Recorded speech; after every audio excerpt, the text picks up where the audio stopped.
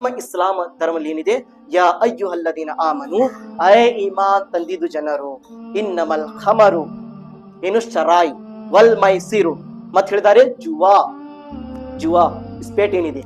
ಇವತ್ತು ಬಹಳಷ್ಟು ಜನರು ಅಂತ ಇಂತ ಗೈರಿನ ಧರ್ಮದು ಏನಾದ್ರೆ ಹಬ್ಬಗಳು ಬಂದಿದ್ರೆ, ಯಾವುದೇ ಒಂದು ಖುಷಿದು ಹಬ್ಬಗಳು ಬಂದಿದ್ರೆ ಏನ್ ಮಾಡ್ತಾರ, ಎಲ್ಲಾರು ಒಕ್ಕಟಾಗಿ ಪಾಪ ನಾವು ಅಂದರ್ ಬಾರ ಆಡೋಣ, ಚಾಪಿ ಆಡೋಣ, ಇಸ್ಪೇಟ್ ಆಡೋಣ ಬಾನು. ಇಸ್ಲಾಂ ನಲ್ಲಿ ಇಸ್ಪೇಟ್ ಆಡೋದು ಹರಾಮ್ ಇದೆ, ಆಡಬಾರದು. ಕುರಾನ್ ಅಲ್ಲಿ ಬಂದಿದೆ ವಲ್ ಮೈಸಿರ್ ಜುವಾ, ಇದು ಹರಾಮ್ ಇದೆ, ಇದು ಮಾಡಬಾರ್ದು. ನಾವು ಏಕೆ ಮಾಡಬಾರ್ದು? ಎಷ್ಟೋ ಜನರು ನೋಡ್ರಿ, ನಾವು ಇಸ್ಪೇಟ್ ಆಡಿರುವ ಜನರಿಗೆ ನಾವು ಕಣ್ಣಿಂದ ನೋಡಿದೀವಿ. ಎಷ್ಟೋ ಜನರು ಮನಿದು ಸಾಮಾನುಗಳು ತಗೊಂಡೋಗಿ ಒತ್ತಿ ಇಟ್ಟಿದ್ದಾರೆ, ಬ್ಯಾರ್ಯರಿಗೆ ಮಾರಿದ್ದಾರೆ. ಏಕೆ? ನಾನು ಗೆಲ್ಲಬೇಕು, ಇಸ್ಪೇಟ್ ಆಡಿದ್ರೆ ಡಬಲ್ ರೊಕ್ಕ ಬರ್ತಿತ್ತು, ಡಬಲ್ ದುಡ್ಡು ಬರ್ತಿತ್ತು. ಡಬಲ್ ದುಡ್ಡು ಬರಂಗಿಲ್ಲ. ಮೊದ್ಲೇ ಮಾತು, ಆ ದುಡ್ಡು ನೀ ಏನ್ ದುಡಿಯಾಗುತ್ತಿಲ್ಲ, ಅದು ಮೊದ್ಲೇ ಮಾತು ಹರಾಮ್.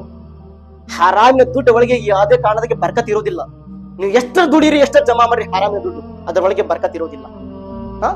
ಆ ಜನರು ಡಬಲ್ ಆಗೋದಕ್ಕೆ ಏನ್ ಮಾಡ್ತಾರ, ಇಸ್ಪೇಟ್ ಆಡಕ್ ಹೋಗ್ತಾರ. ಅಲ್ಲಿ ಹೋಗಿ ಮನೆಯಲ್ಲಿರುವ ಎಲ್ಲಾ ಸಾಮಾನುಗಳು ಏನು ಬ್ಯಾರ್ಯರಿಗೆ ಮಾರಿ ಬರ್ತಾರ, ಇಲ್ಲಾಂದ್ರೆ ಉದುರಿ ಇಟ್ಟು ಬರ್ತಾರ.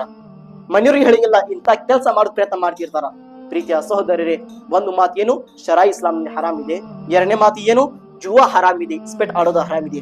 ಮೂರನೇ ಮಾತು ಯಾವ್ದಿದೆ, ಶಿರ್ಕಿನ ಕೆಲಸಗಳು. ಈ ಕೆಲಸಗಳಿಂದ ನಾವು